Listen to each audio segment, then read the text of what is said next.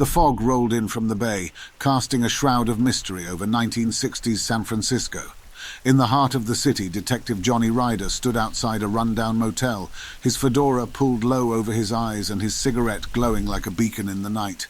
Room 102 held the secrets of a murder that would lead Ryder down a rabbit hole of intrigue, deceit, and danger. Johnny Ryder was the kind of detective who had seen it all, a cynical soul navigating the blurred lines between right and wrong. His trench coat flapped in the breeze as he approached the door, its paint peeling and its hinges creaking in protest. The room was a tableau of tragedy, a lifeless body sprawled on the floor, a pool of crimson spreading like a sinister stain. As Ryder crouched over the body, his mind began to unravel the threads of the mystery. The victim was a man of means, but his life had been snuffed out in a seedy motel room, a far cry from the glamour of the city. The air was thick with the scent of desperation and despair, a reminder that even the wealthiest had their demons. A soft knock on the door interrupted Ryder's thoughts, and there stood Lucy Landers, a girl with eyes that held more secrets than the city itself. Lucy had a way of looking at Ryder, a way that spoke of admiration and something deeper. But there was a storm brewing in her gaze, a storm that Ryder knew he couldn't afford to get caught in. "Detective Ryder," Lucy's voice trembled. "I heard about the murder. I thought you might need some help." Ryder's gaze was steady, his mind churning with suspicion and curiosity. Lucy's affections were a double-edged sword, a temptation he couldn't afford to indulge, but he knew that in this world of shadows, alliances were forged in the unlikeliest of places.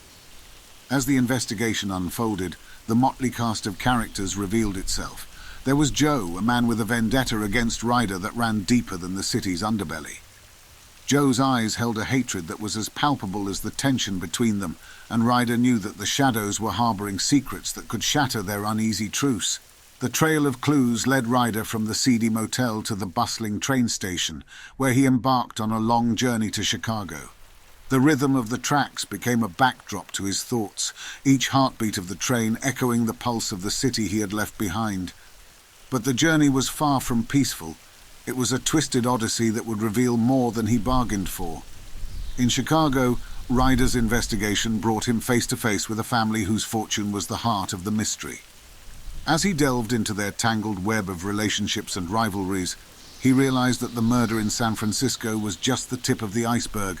The family's history was stained with blood, and the fortune they clung to was a curse that had wrought nothing but pain. Amidst the opulence of Chicago's elite, Ryder found himself navigating a maze of lies and illusions. The murders continued, each one revealing a new layer of deception, a new motive that tied back to the family's legacy. As the body count rose, Ryder's determination burned brighter, his steps a dance with danger and destiny. As he unraveled the truth, Ryder uncovered a conspiracy that had been years in the making.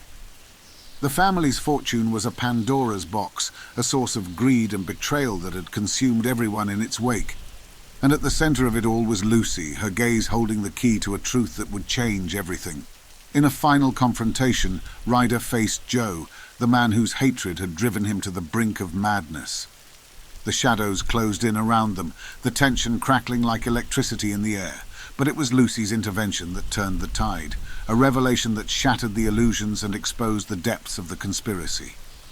As the dawn broke over Chicago, the pieces of the puzzle fell into place, and justice was served, though not without its price. Ryder stood amidst the wreckage of the past, his heart heavy with the weight of the choices he had made. The city's skyline stood as a backdrop to his thoughts, a reminder that even in the darkest of times, there was always a glimmer of hope. And as the sun rose, casting a warm glow over the city, Johnny Ryder walked away from the shadows, his footsteps echoing through the streets of San Francisco. In a world where truth was a scarce commodity and loyalty was a fragile thread, he had learned that the only way to navigate the labyrinth of deception was to trust his instincts and never let the shadows consume his soul.